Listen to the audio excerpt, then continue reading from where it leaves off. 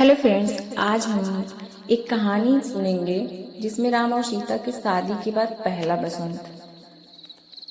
अयोध्या में राम और सीता का विवाह धूमधाम से संपन्न हुआ।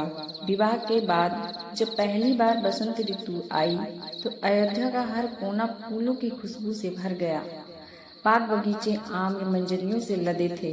कोयल की मधुर कूक वातावरण में गूंज रही थी। सीता माता एक दिन महल के उद्यान में गईं। उनके बालों में आम्र मंजरियां लहर रही थीं और उनके चेहरे पर बसंती आभा खिली हुई थी। श्री राम जब वहां पहुंचे तो सीता की सुंदरता देखकर ठिठक गए।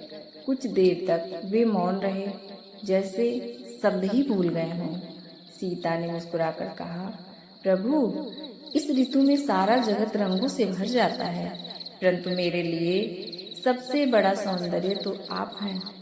राम ने हंसते हुए उत्तर दिया, सीते, ऋतुओं की सुंदरता क्षणिक है, पर तुम्हारा साथ मेरे लिए शाश्वत है। वे दोनों बाग में घूमने लगे। सीता ने देखा कि एक जोड़ा चिड़िया डाल पर साथ साथ बैठी थी। उन्होंने राम से कहा, देखिए स्वामी, ये पक्षी भी कभी अकेले नहीं रहते।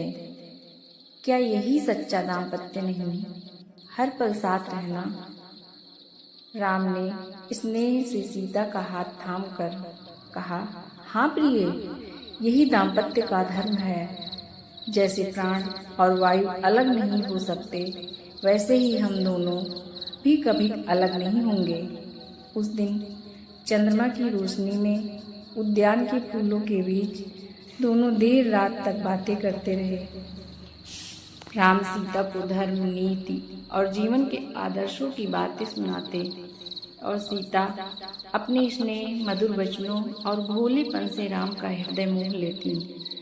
कहते हैं कि उस बसंत की रात इतनी मधुर थी कि स्वयं देवी सरस्वती ने अपनी वीणा के तारों में उस प्रेम की धुन समेट ली। तभी से बसंत ऋतु को प्रेम और मिलन का प्रतीक माना जाने लगा। दोस्तों, हमारी ये कहानी आपको अच्छी लगी तो हमारे चैनल को लाइक और सब्सक्राइब जरूर करें। धन्यवाद।